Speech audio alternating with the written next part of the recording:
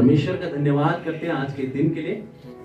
आज का दिन मेरे हिसाब से तो बहुत खुशी का है, क्योंकि आज का वो दिन था जब मेरे पापों को क्षमा मिली, जब मेरे गुनाहों को, मेरे अपराधों को, शायद हम तो जन्म ही से पाप की संतान थे, लेकिन वो यीशु मसीह हमारे लिए उस क्रूस पर चढ़ा और सारे पाप अपने ऊपर ले लिया, हमें आजाद कर दिया। हालेलुया।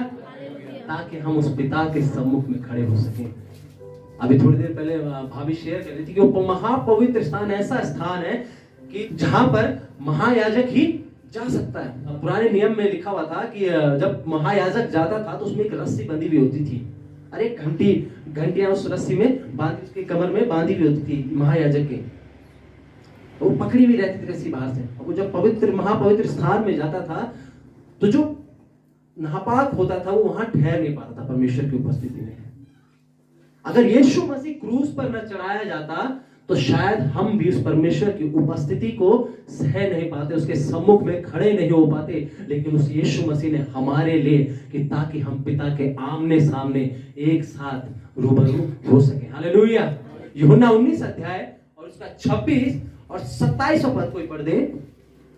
यीशु ने अपनी माता और उस चेले को जिससे वह प्रेम रखता था पास खड़े देखा तो अपनी माता से कहा, हे नारी, देख यह तेरा पुत्र है। तब उसने चेले से कहा, यह तेरी माता है। और उसी समय से वह चेला उसे अपने घर ले गया। हे नारी, देख ये तेरा पुत्र है। 7 वचन यीशु मसीह ने क्रूस पर कहे और 7 में से ये वचन मैंने अलग सा पाया। और वहीं अपने चेले से कहता है जो जिससे वो सबसे अधिक प्रेम करता है, उसे कहने लगा कि देख ये तेरी माता है। यीशु मसीह क्या जरूरत पड़ी इससे? एक दिन पहले तो आप उनसे मिले थे, क्या जरूरत पड़ेगी जो अभी आपको ये कहना जरूरी था? ये एक ऐसा वचन था 7 वचनों में से जो यीशु मसीह क्रूस से पहले भी कह सकता था और तीसरे दिन जी उठने के बाद भी कह सकता था। और बाकी जो 6 वचन है वो जरूरी थे कि वो क्रूस पर कहे जाएं, क्योंकि वो भविष्यवाणी को पूरा कर रहे थे।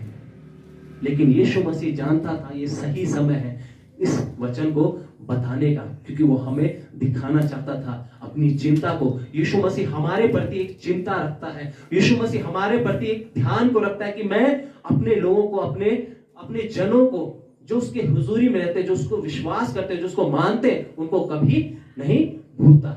यीशु मसीह एक अच्छा प्रबंध करने वाला था। हर परिवार में एक अगुवा होता है, एक मुखिया होता है जिसकी बात घर में सबके सब मानते हैं। यीशु मसीह जानता था, शायद यीशु मसीह को पता था कि तीसरे दिन तो मैं जी उठूंगा, क्या जरूरत है मैं यूहन्ना को, अपनी मां को यूहन्ना को सौंप दूं। लेकिन आप पूरे 4 गॉस्पेल पढ़ोगे, मत्ती, मरकुस, लूका, यूहन्ना, तो कहीं भी उसने मरियम को माता कहकर संबोधित कहीं नहीं किया।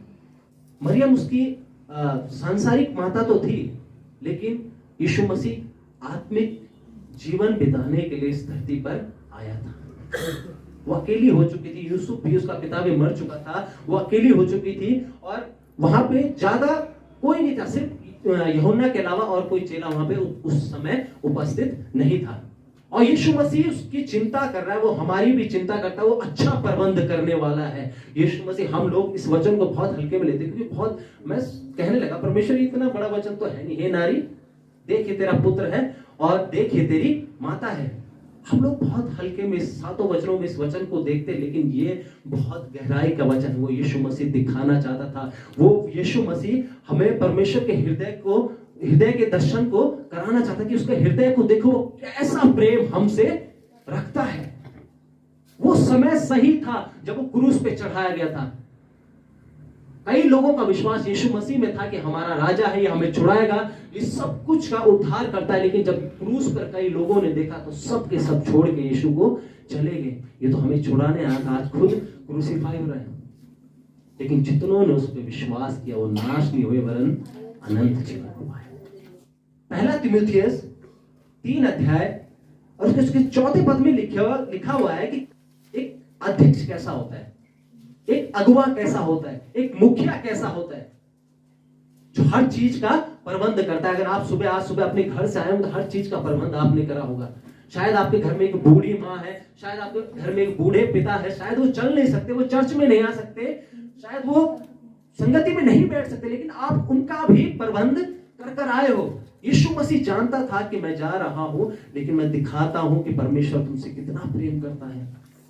एक आयत, जैसे भाई साहब कल बता रहे थे कि एक आयत बहुत रटी हुई, लोगों ने सबने रटी हुई, हमें मुंह जबानी याद है कि परमेश्वर ने जगत से ऐसा प्रेम किया कि उसने अपना इकलौता पुत्र दे दिया। उसने प्रेम किया, हमारा प्रेम कुछ नहीं, लेकिन उसने हमसे प्रेम किया।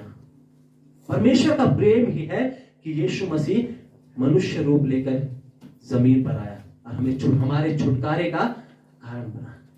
एक अगुवा ऐसा होता है जो अपने घर का अच्छा प्रबंध करता है। यीशु मसीह जानता था, यीशु मसीह ने कहा, देख मैं तेरी चिंता करता हूं, मैं कोई रिश्ता निभाने नहीं आया यहाँ। यीशु मसीह ने हमेशा अपने चारों गॉस्पेल में एक ही मैंने रिश्ता देखा है। मैं पूरे चारों गॉस्पेल पढ़े और सिर्फ एक रिश्ता मैंने पाया, वो है पिता और पुत्र का रिश्ता। वो हर जगह उसे हे नारी, जहां भी उसने उसे संबोधित किया, हे नारी करके संबोधित किया।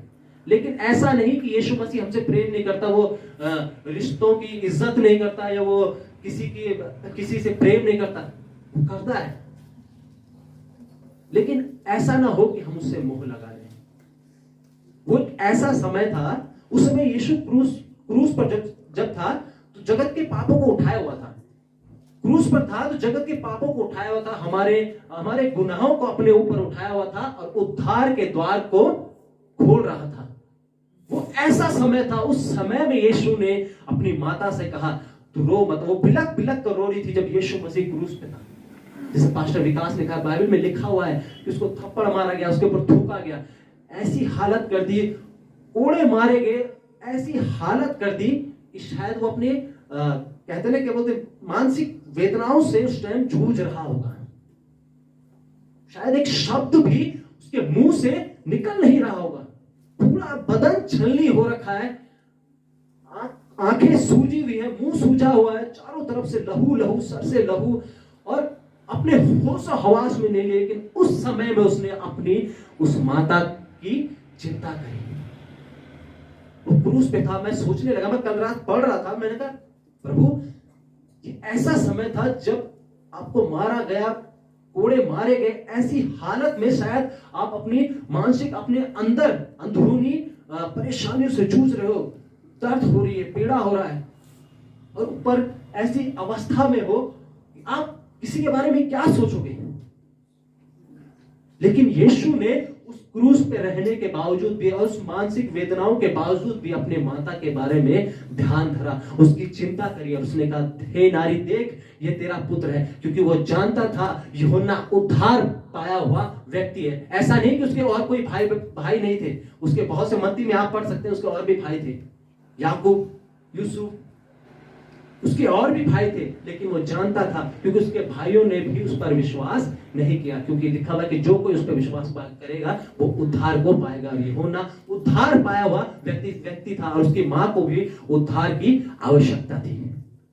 इसलिए उसने किसी और को नहीं सौंपा, उसने सिर्फ यूहन्ना को ही अपनी मां को सौंपा। कहा, देख नारी, ये तेरा पुत्र है।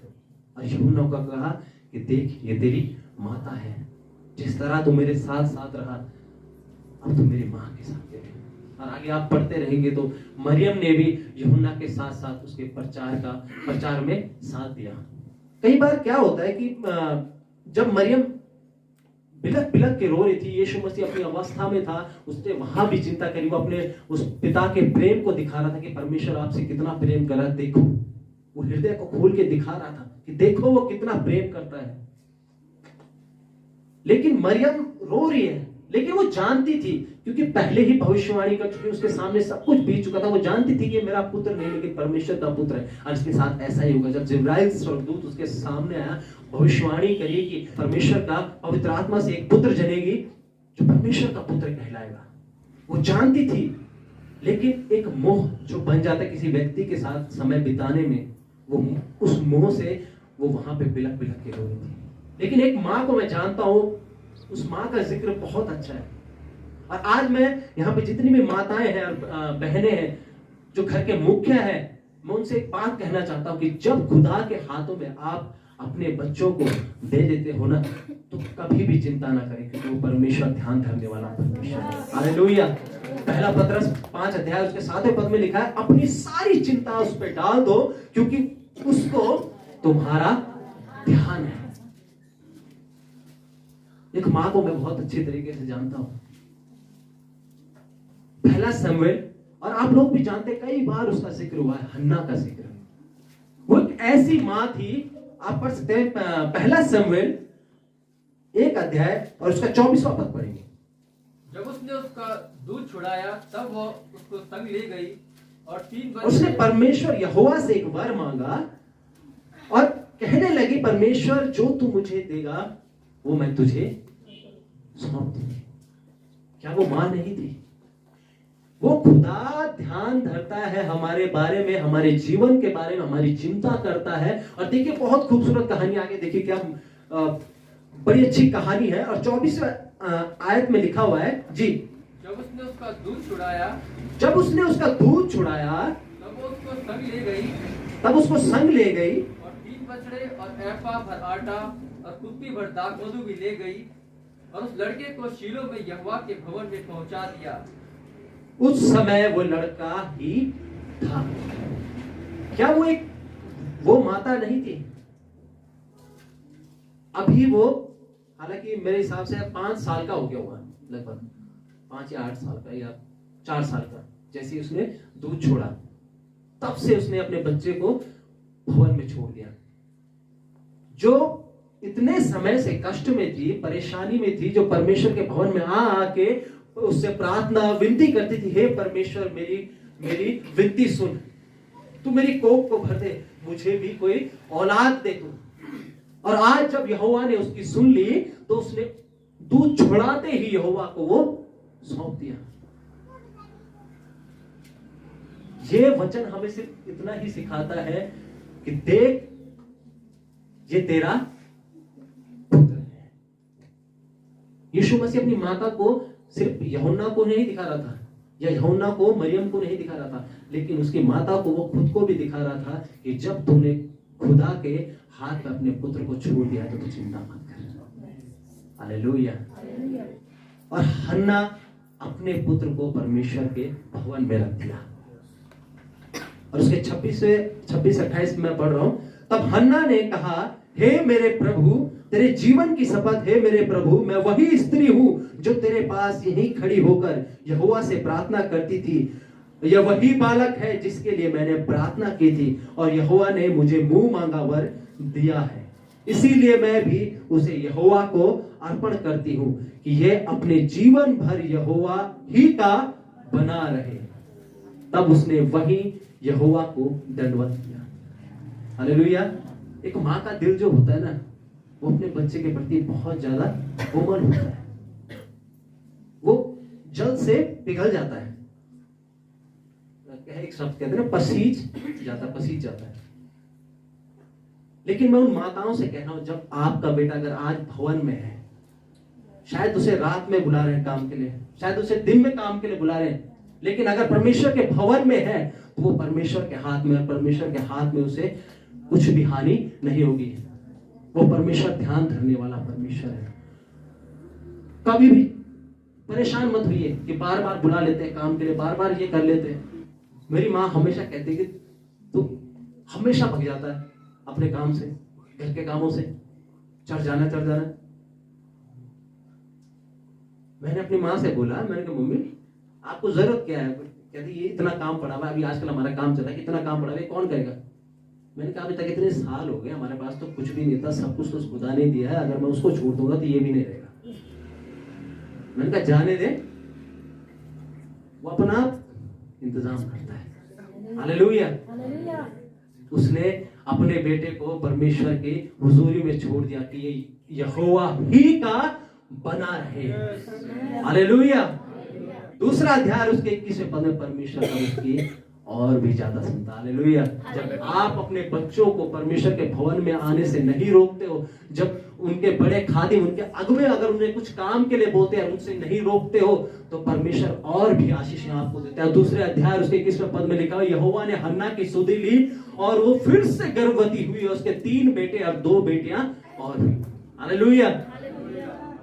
परमेश्वर ध्यान धरने वाला परमेश्वर है, वो सबकी चिंता करता है।